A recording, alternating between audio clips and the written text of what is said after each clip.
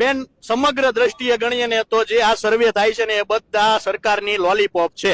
જો સર્વે થતા હોય, સાચેમાં જ સર્વે થતા હોય તો હું તમને મારા જ ગામનો દાખલો આપું. મારા ગામમાં એક જ ગામના બે ખેડૂત ખાલી સર્વે નંબર ભૌગોલિક દ્રષ્ટિએ ખેતર એનું ગઢડા તાલુકામાં આવે અને એને સહાય ન મળે. એક જ ખેતર 5 ફૂટનું અંતર, તો શું 5 ફૂટના અંતરમાં નુકસાન નહીં થયું હોય?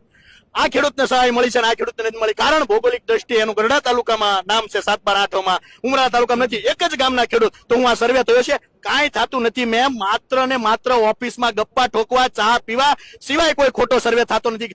આજ તમારે સર્વે કરવો હોય, આજ તમારે ખોટા જો ખેતરના નુકસાન ઊંચું છે તો આજ આવી જાવ ને. આજ પાથરા તરે છે સિંગના, વરસાદના પાણીમાં પાથરા તરે છે, તો આજ સર્વે કરી જાવ ને. કાલ તમારું સેટેલાઇટ કે તમારી સરકાર એ આંધળી થશે ને એને નહીં દેખાય કે મગફળીમાં કેટલું નુકસાન થયું છે. તો મારે ખાલી એ જ કહેવાનું છે કે આ જે છે એ મેન એ અત્યારે જોવો. સર્વેના નામે ખોટી લોકોને ગુમરાહ ન કરો, ખોટી રીતે ખેડૂતો હેરાન થાય છે. ખેડૂતની સામું જોવો, બસ આ જ અમારો મુદ્દો છે.